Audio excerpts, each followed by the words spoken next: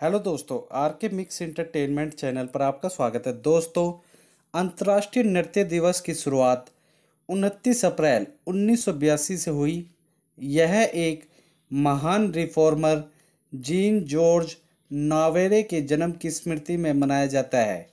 ऐसा माना जाता है कि आज से 2000 वर्ष पूर्व देवताओं के कहने पर ब्रह्मा जी ने नृत्य वेद तैयार किया।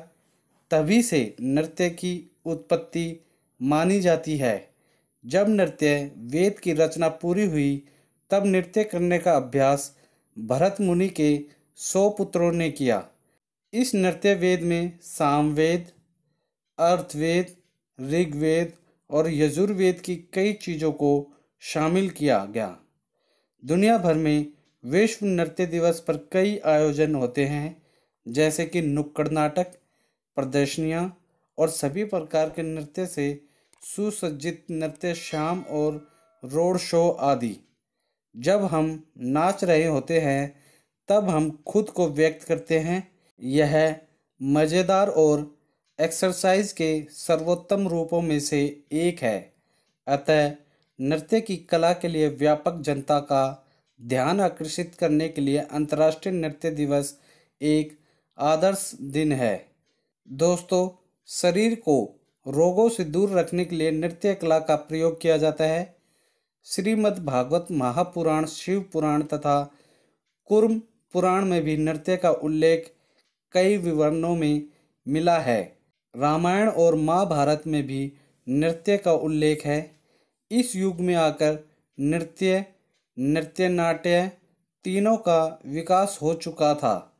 आज भी हमारे समाज में नृत्य संगीत को उतना ही महत्व दिया जाता है कि हमारे कोई भी समारोह नृत्य के बिना संपूर्ण नहीं होते। भारत के नाट्य शास्त्र के समय तक भारतीय समाज में कई प्रकार की कलाओं का पूर्ण रूप से विकास हो चुका था। इसके बाद संस्कृत के प्राचीन ग्रंथों जैसे कालिदास के शाकुंतलम, मेघदूतम, वात्स्यायन की कामसूत्र तथा मृच्छकटिकम आदि ग्रंथों में इन नृत्य का विवरण हमारी भारतीय संस्कृति की कला प्रियता को दर्शाता है। भारत के विविध शास्त्रीय नृत्यों की अनवरत परंपराएं हमारी इस सांस्कृतिक विरासत की धारा को लगातार पीढ़ी दर पीढ़ी प्रवाहित करती रहेंगी। दोस्तों, भारत में कई प्रकार के नृत्य मशहूर हैं, जैसे कथकली। कथकली नृत्य 17वीं शताब्दी में केरल राज्य से आया। इस नृत्य में आकर्षक वेशभूषा, इशारों व शारीरिक थिरकन से पूरी एक कहानी को दर्शाया जाता है। इस नृत्य में कलाकार का गहरे रंग का श्रृंगार किया जाता है, जिससे उसके चेहरे की अभिव्यक्ति स्पष्ट रूप से दिखाई दे सके। मोहिनीअट्टम। मोहिनीअट्टम नृत्य कलाकार का भगवान के प्रति अपने प्यार व समर्पण को दर्शाता है। इसमें नृत्यांगना सुनहरे बॉर्डर वाली सफ़ेद साड़ी पहनकर नृत्य करती है। साथ ही गहने भी काफ़ी भारी भरकम पहने जाते हैं। इसमें सादा श्रृंगार किया जाता है। ओडिसी।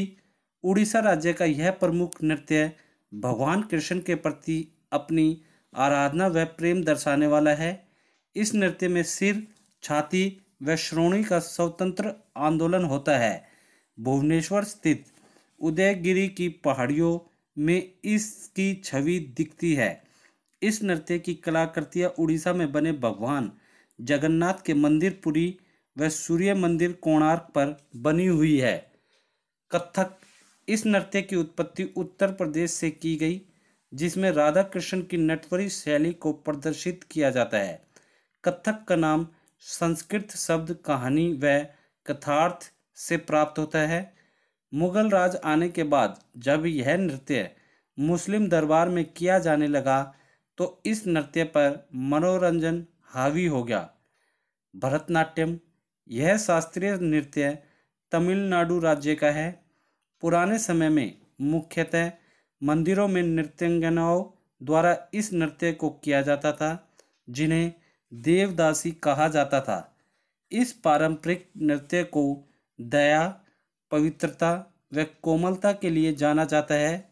यह पारंपरिक नृत्य पूरे विश्व में लोकप्रिय माना जाता है। कुचिपुड़ी। आंध्र प्रदेश राज्य के इस नृत्य को भगवान मेला नटकम नाम से भी जाना जाता है। इस नृत्य में गीत चरित्र की मनोदशा एक नाटक से शुरू होती है। इसमें खास तौर से कर्नाटक संगीत का उपयोग किया जाता है। साथ में ही वायलिन, मृदंगम, बांसुरी की संगत होती है। कलाकारों द्वारा पहने गए गहने बेरुगु बहुत हल्के लकड़ी के बने होते हैं। मणिपुरी।